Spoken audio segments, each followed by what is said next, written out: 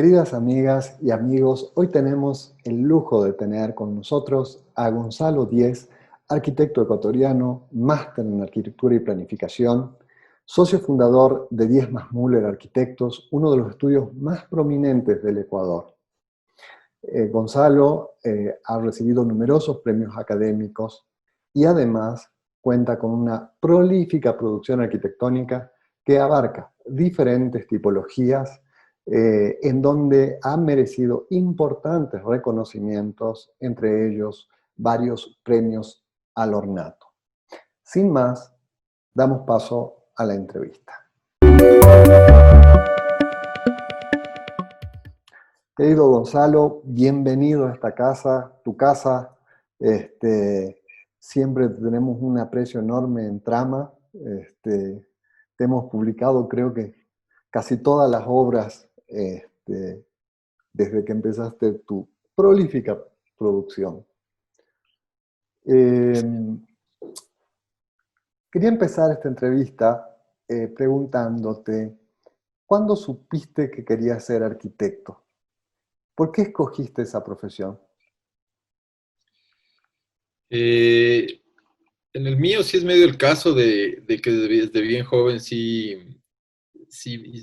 no es que escogí la profesión, no sabía exactamente qué quería, pero, pero sí definitivamente era algo relacionado a la arquitectura, me encantaba dibujar, o sea, dibujar es lo que más me ha gustado, es un constante que ha sido desde niño uno de mis hobbies, ¿no? Entonces, me acuerdo que profesores en el colegio les explicaban a mis papás que le veían una aptitud mía a algo artístico, algo de dibujo, algo de eso. Y en realidad, bueno, yo tuve un tío que era arquitecto, que era el Diego Ponce. Eh, Teníamos muy buena relación con él era casi como hermano de mi mamá. Y, eh, y claro, algo de eso conocía, no tenía muy claro lo que era la arquitectura, pero cuando más o menos entendí qué era lo que hacían, dije esto es. Y creo que desde los 13, 14 años de eso fue. Y claro, sin tener mucha idea de qué era, cuando ya entré a la facultad, en realidad fue mejor de lo que pensé. O sea, eso, o sea, me di cuenta que sí había escogido bien y eso era, ¿no? Pero eso te digo, o sea, fui una persona súper, desde niño súper enfocado en la parte artística, me encantaba dibujar, me encantaba pintar, y te diría que por ahí fue un poco la decisión, ahí partió la decisión Y de cuando empezar. entraste a la facultad, no te costó. Es decir, estabas en tu... No. O sea, me costó el resto de clases, las de arquitectura, ¿no? Sí, sí, definitivamente. Y ahí me di cuenta, era un programa muy liberal en términos de cómo, del aprendizaje de la arquitectura. Entonces, los primeros años también era muy abierto, mucho enfocado en el dibujo, mucho enfocado en las maquetas, mucho, o sea, en la parte productiva y del oficio de la arquitectura, por lo menos del primer año. Y en realidad sí fue algo que para mí fue un poco como que me dieron el clavo, o sea, y de ahí empezó, claro, después las ganas de ya de empezar a diseñar, etcétera, pero ese énfasis en el dibujo y todo de los primeros años, yo creo que me acabó de enganchar en algo que era lo que me gustaba, ¿no? Gonzalo, el dibujo es comunicación en todas las diferentes fases de la proyectación. Primero comunica intenciones y en un proceso dialéctico el dibujo va transformando las ideas, los pensamientos, la creatividad de quien lo realiza, ¿no? Sabiendo esto, ¿qué importancia tiene el dibujo en tu arquitectura en función de que al final es una herramienta para que la arquitectura se pueda construir? Sí, o sea, el dibujo es un poco el vocabulario con que nosotros nos comunicamos, definitivamente. Entonces, nosotros, es un proceso, a lo menos de nuestra oficina, muy desde el principio, tanto para nosotros como para nuestros clientes, a través de un proceso mucho más suelto. donde el dibujo a mano, las ideas y se la suelta a una velocidad que solo esto te permite, ¿no es cierto? Ese tipo de proceso te permite. Creemos que tanto para nosotros como oficina, para poder discutir ideas, etcétera, como para transmitirlo a nuestros clientes, los dibujos son importantísimos y mucho lo hacemos en nuestra oficina con dibujos más de proceso, no tan finales, ¿no? Ahora, ya cuando el proyecto está encaminado, ya cuando el proyecto está desarrollado, obviamente la comunicación de imágenes en 3 dimensiones, los renders, etcétera, son claves hoy en día. Con la tecnología que tenemos podemos prácticamente analizar todo tipo de espacios y materiales ya con este tipo de herramientas que tenemos. Pero también el dibujo formal en la parte técnica, donde empezamos a desarrollar los proyectos a un nivel de detalle muy, muy procesado, es algo que es crítico en nosotros, especialmente porque nosotros además no construimos como la mayoría de los arquitectos de acá que sí construyen, sino que nosotros toda esa información tenemos que transmitirla completamente digerida al constructor. Entonces, el dibujo en nuestra oficina va desde algo muy básico, muy conceptual, muy rápido, de un cuaderno, hasta una serie de documentos súper técnicos que son los que permiten la ejecución ya correcta del proyecto ya al final, ¿no? Y es lo que un poco, ese proceso es el que te va llevando de una etapa y un escalón a otro en cada proyecto. Junto a Felipe Müller, tienen uno de los estudios de arquitectura ecuatorianos con mayor identidad, es decir, su obra es reconocible como propia. Desde esta perspectiva, ¿cómo se organizan en el proceso de diseño?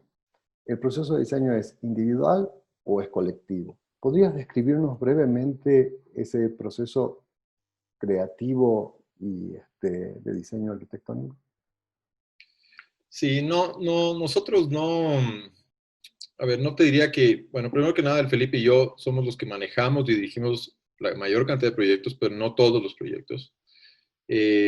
Al principio, cuando empezamos la oficina, éramos dos y con muy poco trabajo, entonces nos involucrábamos en todos los proyectos, en todas las reuniones, en todos los dos. Y claro, ya conforme vas creciendo y tienes más cantidad de proyectos, ya no solo que tienes que empezar a un poco dividirte el trabajo y liderar cada uno cierto tipo de proyectos o proyectos específicos, sino que ya empiezas también a delegar un poco más. Para nosotros esa delegación de trabajo es muy importante porque creemos que, o sea, más aún cuando ya tienes una oficina con una cierta cantidad de trabajo, el trabajo en equipo es definitivamente lo que hace esta profesión funcionar bien, ¿no es cierto? Tenemos una calidad humana y de trabajo en la oficina excelente, de muchos años. Pero generalmente, un poco para responder la pregunta tuya, generalmente lo que hacemos es unas reuniones iniciales, ¿no es cierto? Donde votamos ideas, no solo entre el Felipe y yo, sino entre varias gente de la oficina. Hay gente en la oficina que tiene un poco más de expertise en cosas, no sé, temas técnicos, otros más de ordenanzas, etcétera. Todos un poco hacemos un estudio inicial y un análisis de cada proyecto. Pero sí definitivamente es uno de los dos generalmente los que lideramos los proyectos, ya sea una casa o un edificio, lo que fuese.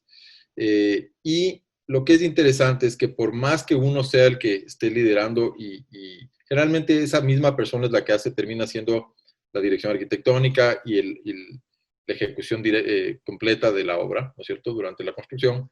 Pero en todas las etapas, ya sea al principio o ya en construcción, etcétera, siempre volvemos a estas reuniones donde colaboramos ideas, etcétera, dudas.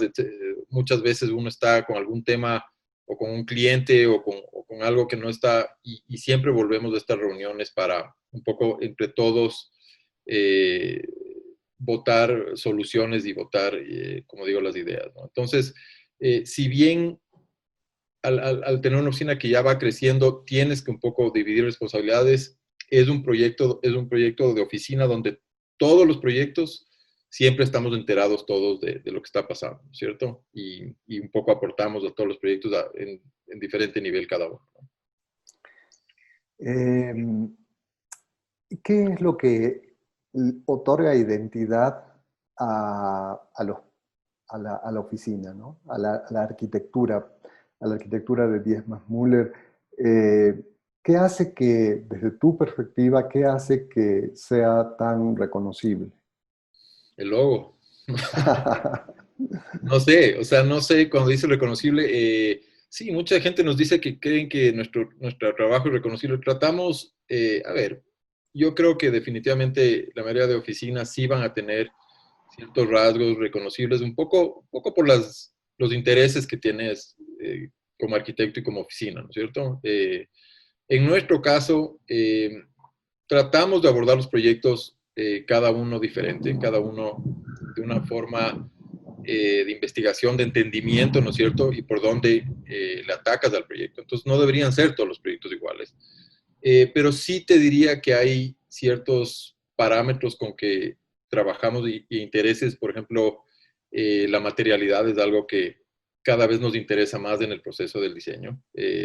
No solo a nivel de acabado, etcétera, sino un poco en el ensamblaje de los materiales cuando diseñamos. Entonces, si bien la parte formal y espacial son muy importantes, tal vez la espacial más aún, eh, cada vez el rato que proponemos nuestros proyectos nos interesa más la parte de cómo se construyen estos proyectos y la materialidad de estos proyectos, ¿no es cierto? Irnos menos al juego formal y más a la fuerza de la materialidad. Eh, y más aún, creo yo, en un país donde todavía esa materialidad es bien fácil de trabajarla y tenemos varias opciones, ¿no es cierto? Y no es una materialidad industrializada, donde igual la podemos trabajar acá también, pero es una materialidad un poco más arraigada a lo que tenemos, donde el material natural, la mano de obra, etcétera, todavía nos permite una serie de, de propuestas que en otros lados probablemente no se dan. Entonces, eso nos interesa un montón y un poco esa resolución del espacio y el detalle de esta materialidad que creemos que es un poco donde está el fondo de la arquitectura, ¿no es cierto? Más que en cualquier juego volumétrico o formal, etcétera, que probablemente es algo que te interesa mucho al principio de tu carrera, pero cada vez vas madurando y vas buscando otro tipo de intereses, ¿no? Aldo Rossi, hablando de la arquitectura, decía de forma provocadora, como todo lo que decía Rossi, que los lugares son más fuertes que las personas, que el escenario era más fuerte que el acontecimiento. ¿Cuál es el valor que le das al entorno, ya sea natural o construido? ¿Qué pasa cuando el entorno no le es favorable a la obra de arquitectura? ¿O siempre el entorno le es favorable a la obra de arquitectura? Y es una cuestión de lectura. ¿Tu arquitectura es una respuesta al lugar? Yo creo que lo segundo que dijiste, de que siempre vas a encontrar un interés en el entorno, es un poco la verdad. Sí, vas a encontrar proyectos donde, eh, ya sea en contextos más, no sé, más urbanos o en contextos más con el paisaje, lo que fuese, que te inspiran un poco más o por lo menos que sí te llegan más. Pero yo creo, a ver, un poco el contexto creo que es la base de cada proyecto, ¿no es cierto? Nosotros como oficina, justo hablando anteriormente de ese tema de la materialidad, etcétera, no estamos de acuerdo en que todos los proyectos o un proyecto pueda, por más bueno que sea el proyecto, adaptarse a cualquier contexto o cualquier localidad, ¿no es cierto? Yo creo que hay una gran diferencia entre contexto y localidad, es algo que lo vengo hablando desde ese primer libro que hicimos, que eran muchos de nuestros intereses, donde el contexto es mucho más lo inmediato al proyecto, ¿no es cierto? Tal vez topografía, ubicación, asoleamiento, clima, etcétera. Localidad, que es un poco lo que nos interesa más y que creo que tenemos que atacar más seriamente, es una profundización ya más un poco a nivel cultural, ¿no es cierto? No es lo mismo construir así tan simple como en Guayaquil, como en Quito, o en Ecuador, como en Argentina, lo que fuese. Entonces, la localidad es lo que hace de cada proyecto eh, que tenga una esencia mucho más arraigada, más que un contexto simplemente inmediato, que definitivamente es importante también. Entonces, eh, temas, como digo, de sistemas tradicionales de construcción, de contexto, de cultura, son estos un poco dictámenes que te permiten ir un poco más allá con las obras, más que solamente analizar la topografía y el clima, ¿no? Entonces, pero sí, definitivamente creemos que nuestros proyectos responden 100% a esto, ¿no? A la localidad y parten de ese entendimiento, más que cualquier idea formal o conceptual que tengan, ¿no? Que Ya. también son parte de, ¿no? Em, con la pandemia, el uso del espacio se vio transformado a la fuerza, ¿no? El lugar destinado a comedor en los hogares se convirtió en oficina, la sala en patio de juego de los niños. Este, ¿Cómo te imaginas resolver en tu arquitectura este nuevo problema, ¿no? De la necesidad de versatilidad, de flexibilidad espacial? ¿Qué piensas de esto, de la necesidad de la transformabilidad de la arquitectura? Es algo que hemos estado nosotros como oficina súper interesados mucho antes de la pandemia. Este tema de la flexibilidad de espacios, hemos hecho unos últimos proyectos más corporativos y de oficinas, etcétera, donde cada vez más buscamos no solo por la pandemia, porque definitivamente es algo que nos ha hecho ver este tipo de cosas, donde el día de mañana un uso dentro de una casa o de una oficina puede cambiar drásticamente, sino que el uso de los edificios con el tiempo también te pide eso muchas veces. Te pide muchas veces y lo hemos visto, y cuando los edificios son muy rígidos para un tipo de tipología o de uso, a la larga se vuelven un poco obsoletos, ¿no es cierto? Entonces tienen que ser proyectos donde puedan adaptarse y ser flexibles tanto a usos eh, como intercambios, ¿no es cierto? De, de interacciones, de lo que fuese. Entonces, nosotros, como te digo, en casas, por ejemplo, siempre proponemos temas también de flexibilidad de usos, ¿no es cierto? Eso es algo que nos viene atrayendo desde hace algún tiempo y vemos que no es solo a nivel de arquitectura, sino un poquito más allá, a nivel de espacio ya más de ciudad también, donde esta flexibilidad eh, en las ciudades son las que te permiten el día de mañana hacer estos cambios drásticos dependiendo de qué es lo que venga, como una de estas pandemias, etcétera. Entonces, definitivamente es algo que nos interesa mucho. Creemos y hemos ido apostando en los proyectos últimamente, tanto proyectos más privados como los proyectos, ciertos proyectos inmobiliarios que trabajamos al tema del uso mixto. Creemos que ahí está un poco la clave del éxito cuando te hablo un poco más globalizado al tema de ciudad, en este tema de los usos y de la flexibilidad. Entonces, vemos que un poco por ahí es el futuro de cómo tienen que empezar a funcionar desde las unidades donde habitas hasta los proyectos que empiezan a ser más ciudad, ¿no? Entonces, ya empiezas a analizar otro tipo de cosas, de ecología, de usos, etcétera, donde la movilidad te permite justamente esa flexibilidad, adaptarte y no tener que movilizarte a otro tipo de usos. Entonces, un poco creemos que es la clave de la arquitectura hoy por hoy a nivel de cómo se usan los espacios, ¿no? O sea, tiene que ser así. Em, las utopías nos proyectan al futuro, ¿no? Siendo coherentes con el desarrollo de las ideas, de la técnica, de la tecnología, se propuso una arquitectura, se ha propuesto una arquitectura que le ha pertenecido a cada momento del desarrollo. Eh, ¿Cuál es la arquitectura de este tiempo? ¿Cuánto de innovación se está planteando en la arquitectura, en tu arquitectura y en la arquitectura en general, ¿no? El avance tecnológico cambiará el carácter de los límites y en consecuencia el del espacio en su arquitectura y en general. ¿Es posible romper con los esquemas actuales? Sí, a ver, yo creo que ya se han roto definitivamente. No sé si aquí o en países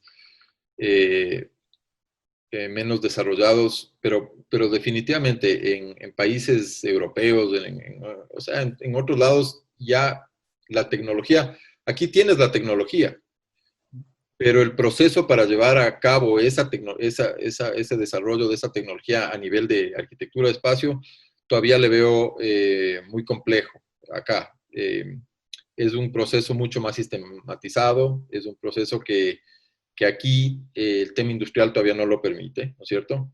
Pero a ver, a nivel mundial ya ves que la arquitectura rompió con otro vocabulario, otra forma de verle el espacio, justamente por esta tecnología que antes, de hace 30, 40 años, todavía probablemente no lo podías hacer. Entonces ya estamos viendo, yo creo, esa ruptura de algo más tradicional a algo que definitivamente la tecnología te permite, ¿no es cierto? A nivel de manufactura de edificios, a nivel de espacial, a nivel estructural, etcétera. Y un poco cómo se los trabaja los materiales. Yo creo que el tema de la computadora y lo digital, solo a través de eso puedes llegar a una serie de cosas que antes era imposible ni pensar. Pero acá yo creo que es algo que va a tomar un poco más de tiempo. Y creo que por eso hablaba antes de un poco las tecnologías un poco más tradicionales, nosotros somos las que nos interesa irlas llevando un poco más hacia adelante, ¿no es cierto? Ese futuro que hablas, pero manteniendo, como te digo, las tradiciones que son fuertes acá, ¿no es cierto? Y los procesos que son fuertes acá. Eh, Hemos visto pocos, pero ciertos casos donde se trata de hacer una arquitectura basada en lo digital acá, pero con unos resultados desastrosos, justamente porque no creemos que existe todavía la posibilidad del proceso.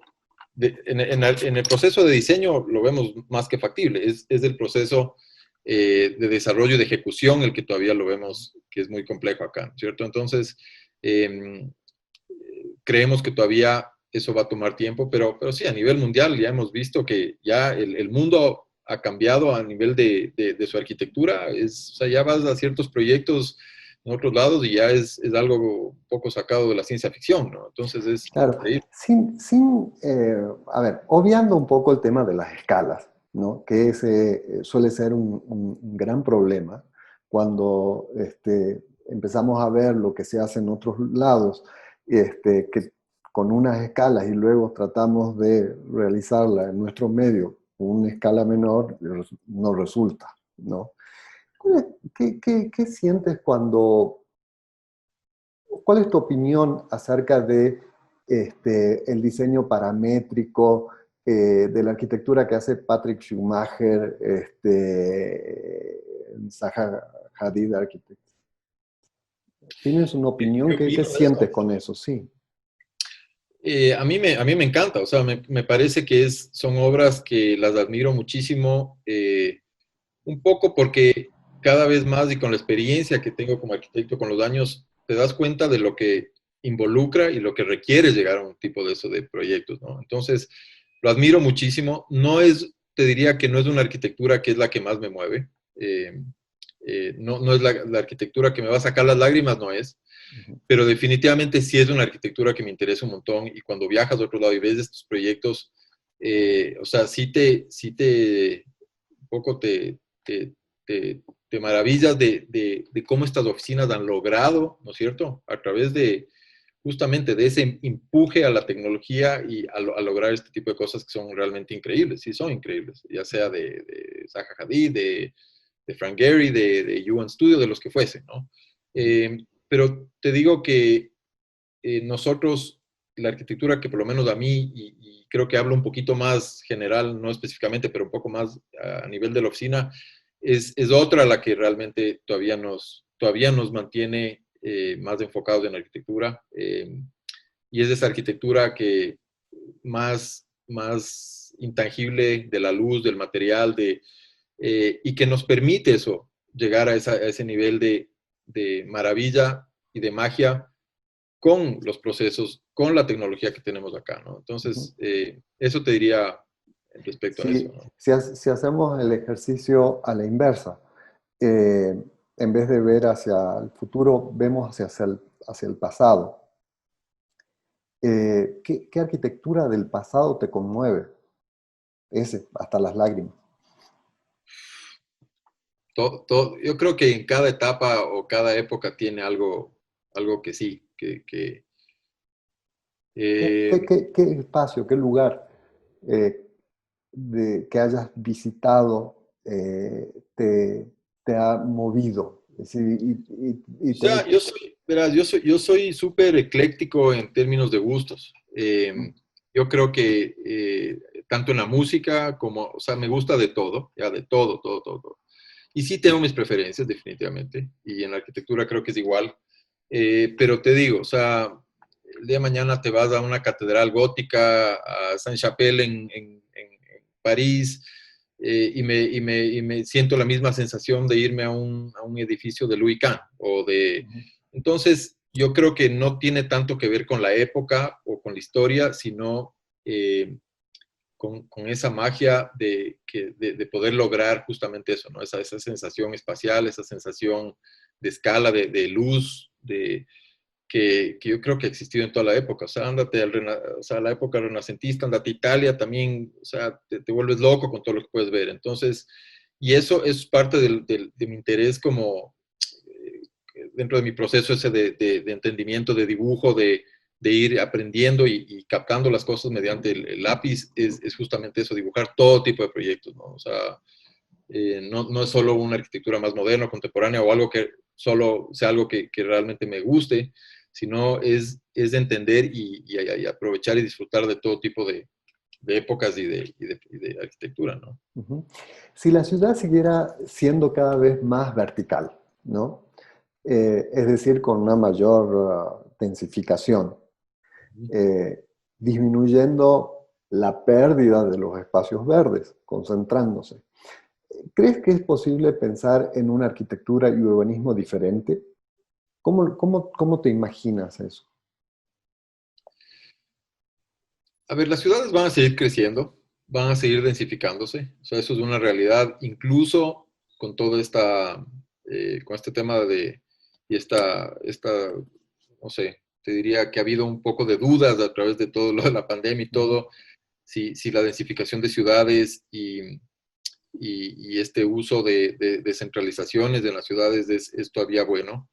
Yo creo que definitivamente sí. Cualquier pandemia a nivel, en términos de tiempo y de historia, no le va a hacer ningún tipo de calor o de sombra a un proceso que llevamos años de años de años de un acelere de disminución de la calidad de nuestras ciudades y de espacios Entonces, yo creo que eso todavía se va a seguir dando y creo firmemente en eso, en que las ciudades tienen que dejar de crecer horizontalmente y tienen que seguir creciendo para arriba. O sea, especialmente ponte el caso de nuestra ciudad como es Quito, es una ciudad que ya no aguanta más seguir, o sea, un kilómetro más de expansión horizontal es gravísimo. Eh, entonces, sí creo firmemente que si bien las ciudades tienen que tener otro tipo de atracciones, otro tipo de espacios que son muy importantes a nivel público, a nivel de cómo vives y cómo usas tu ciudad, tienen que ser ciudades densas, ¿no es cierto? Porque, como te digo, las ciudades está proyectado que van a seguir creciendo, entonces tienen que crecer para arriba, no pueden seguir creciendo horizontalmente, ¿no? Eso sabemos que lo único que genera es problemas, ¿no? Em, ¿Qué es lo que los arquitectos podemos aportar? ¿Y hasta qué punto los arquitectos y arquitectas somos importantes para la sociedad? ¿Has podido trabajar, por ejemplo, en vivienda de interés social? O si no lo has hecho, ¿te gustaría hacerlo?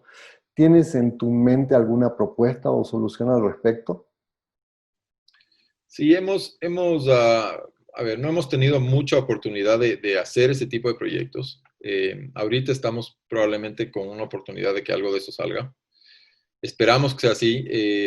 No es algo eh, o sea, si bien no lo hemos ejecutado o no hemos hecho ya un proyecto, es algo que sí lo hemos analizado varias veces, hemos tenido varias veces de proponer este tipo de cosas, pero no se han llegado a realizar. Eh, pero, o sea, creemos como oficina que hay que involucrarse en ese tipo de proyectos, definitivamente. O sea, el problema es que no hemos tenido la oportunidad, no solo en proyectos de esos, sino en proyectos de uso público, ¿no es cierto? Nos encantaría trabajar en más proyectos de uso público. Lastimosamente aquí este tipo de proyectos son más complejos de conseguir, ¿no es cierto? Porque no se dan mucho, ¿no es cierto? No se dan mucho. El tema de la vivienda social sí se da y esperamos que pronto lo podamos hacer, pero definitivamente sí creo que como profesionales y como arquitectos podemos aportar a las ciudades, ¿no es cierto? También creo que para hacer esto sí necesitamos del apoyo de unos entes superiores, ¿no es cierto?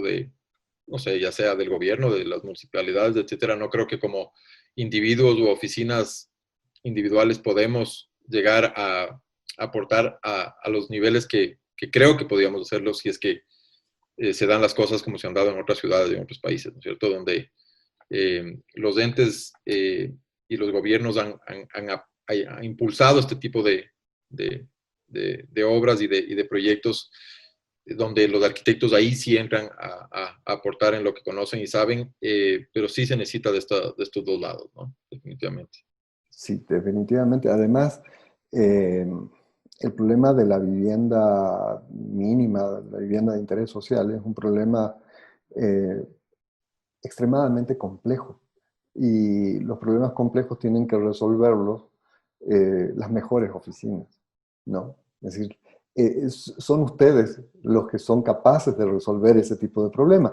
De hecho, si no, no explicaríamos por qué en Berlín se han convocado a los mejores arquitectos del mundo para que intervengan en la ciudad, o en París, ¿no? Que le han dado una manzana a un estudio, otra a otro, y por ejemplo, con el mismo caso de Tatiana Bilbao, que ahora va a construir en Quito. Eh, Realmente es súper importante que todos los estudios y sobre todo los mejores estudios se involucren en las soluciones a este tipo de problemas. Bueno, Álvaro Siza dice que el arquitecto eh, tiene una pregunta básica, eh, este, que es descubrir lo que... A ver, más bien, Álvaro Siza dice que en el trabajo de los arquitectos hay una pregunta y hay una respuesta. La respuesta es hacia lo que el espacio demanda. Y la pregunta es, ¿cómo transformo el espacio? ¿Cuál crees tú que son las necesidades humanas más importantes para satisfacer gracias a la arquitectura? Buena pregunta. Las necesidades humanas más necesarias, dices. Sí, las Para- necesidades, la cosa más importante que puede hacer claro, la con la arquitectura por la arquitectura, ciudad. ¿qué es lo que más puedes cumplir esas necesidades que son las más importantes, lo que estás tratando Ajá, de decir? sí. Eh, a ver, yo creo que definitivamente como arquitectos tenemos que un poco abstraernos de la parte, tal vez hasta estética, te diría, ¿no es cierto? De la parte más estética, de la parte más artística de la arquitectura. Eh, pero como arquitectos, o sea, en el sentido de que sí hay que cumplir una serie de condiciones. Todos los proyectos tienen un programa, todos los proyectos tienen una necesidad, ya sea un hospital o sea una casa o lo que fuese. La diferencia como arquitectos y el aporte que podemos hacer a las necesidades es dar eso que el programa no te lo pide, ¿no es cierto? Ese adicional, ¿no es cierto? Que sea a través de un espacio, que sea a través de la luz, que sea a través de cómo usas ese espacio, que sea a través de dar a la arquitectura eh, una, no sé, algo, las cosas intangibles, ¿no es cierto? Tanto del espacio como también de cómo usas esos espacios, ¿no es cierto? Los programas siempre te van a decir, vamos a necesitar esto queremos así asado, necesitamos tantos espacios para esto. ¿Cómo tú propones esos espacios y cómo tú le enfocas a eso, ¿no es cierto? Para dar una serie de elementos adicionales que solo como arquitecto tú puedes dar, ¿no es cierto? Porque probablemente el programa, si tú te riges al programa, vas a cumplir con todo, pero va a ser lo mínimo y necesario. Eh, yo creo que como arquitectos lo que nos hace interesantes el rato de proponer algo es cómo enfocas tú esos espacios y qué propones y qué se te ocurre para hacerlos especiales, ¿no es cierto? Esa es la diferencia de lo que nos hace arquitectos y la sensibilidad que tenemos como arquitectos y como generadores de espacio versus cualquier otra persona o ingenieros o lo que fuese. Entonces, si no hay ese empuje de ir un poquito más allá y proponer algo que a lo que te están pidiendo vayas a aportar o vayas a mejorar, yo creo que no estás haciendo bien como arquitecto tu trabajo, ¿no es cierto? Yo creo que más que la necesidad de decir, oye, le voy a dar un lindo material, le voy a hacer, o sea, son cosas con que todos los días trabajamos los arquitectos, ahí no está la arquitectura, ¿no es cierto? Yo creo que la arquitectura está justamente en eso, en ir un poco más allá y dar a la solución de la arquitectura lo que no estaba previsto desde el inicio, ¿no? El, se liga fantásticamente con esta última pregunta que te voy a hacer. Daniel Libeskind dice que la arquitectura no se trata del hormigón, no se trata del acero, no se trata incluso de los elementos de la tierra. Dice que la arquitectura se trata del asombro. ¿Qué te asombra a ti de la arquitectura? ¿Qué es lo esencial de la arquitectura para que ésta sea buena? Refiriéndonos a la pregunta anterior también, ¿no? Haciendo el link entre las Sí. dos cosas. Es decir, ¿qué es esa cosa? No creo que te pudiera responder de algo en específico, pero yo siento y creo que la gente siente cuando está en un espacio que realmente te mueve y te llena, ¿no es cierto? Y para unos va a ser, no sé, el entorno, para otros va a ser la luz del espacio. O sea, sigo repitiendo el tema de la luz porque para mí la luz es súper importante. Creo que es uno de los elementos más importantes. Ningún material cobra vida, al menos que tenga la luz natural. Y estoy hablando de la luz natural, ¿no? Y a ver, primero que nada estoy completamente de acuerdo con la Daniel Libeskind. La arquitectura puede hacer maravillas con el material, con la ingeniería, con la proporción, pero al final del día eso no es lo que le da la magia a la arquitectura. Yo creo que son las cosas más intangibles, ¿no es cierto? Tal vez es un espacio, de la proporción perfecta de un espacio, ¿no es cierto? Tal vez es una materialidad que conjuga perfectamente con el entorno. Entonces, si bien no tengo una respuesta exacta, yo creo que esas son las búsquedas y las preguntas que nos hacemos siempre cada vez que vamos a hacer un proyecto. Y es justamente partiendo de lo que hablamos al principio, que es el contexto, el entorno, hasta algo puede ser completamente poético, ¿no es cierto? Que, que venga desde de parte del cliente o de una conversación, de lo que fuese, de lo que fuese. Yo creo que ahí es donde uno tiene que tratar de encontrar ese núcleo sensible que le puede dar a la arquitectura algo que realmente te llene y te mueva. Sí, es como en todo, es como en la música, es como en el arte, es como en todo. O sea, habrán, y yo creo que eso los gustos también, lo que hemos visto siempre es que no son siempre iguales, ¿no es cierto? Entonces habrá cosas que a uno le muevan más que a otros, pero yo creo que la buena arquitectura, ¿no es cierto? Que está bien pensada, bien analizada, bien proporcionada, bien materializada, es la que va un poco a generar ese tipo de sensaciones y va a perdurar en el tiempo, ¿no? Y por eso, después de tantos años, ves una obra que te mueve, así tenga 500 años, y ahí está. Y la puedes visitar 100 veces y cada vez que vas te mueve. Entonces, eso es lo que un poco tenemos que buscar como arquitectos y va completamente relacionado a la última pregunta, a la anterior, ¿no? O sea, tiene que haber ese componente que haga de la arquitectura algo más allá que sea solo un edificio, ¿no? Que sea arquitectura y que no sea simplemente un edificio. Querido Gonzalo, quiero agradecerte mucho por este tiempo que nos has dedicado.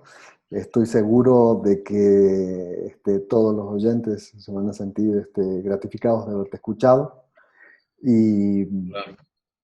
te mando un Sí, gran abrazo. ojalá a ti también, Rómulo, gracias por, la, por el espacio de poder comunicar estas ideas chéveres, estas preguntas interesantes que yo creo que son importantes discutirlas, ¿no es cierto? Y tratar de que no sea solo a través de estos espacios que definitivamente son importantísimos y creo que ustedes son de los pocos que lo han hecho y esta iniciativa es increíble por eso, sino creo que es entre todos los arquitectos tenemos que empezar a seguir discutiendo este tipo de cosas, ¿no? Y así que gracias por la invitación. Listo. Gracias Un a ti. abrazo a todos. Gracias. Estés bien. Chao. Chao, chao.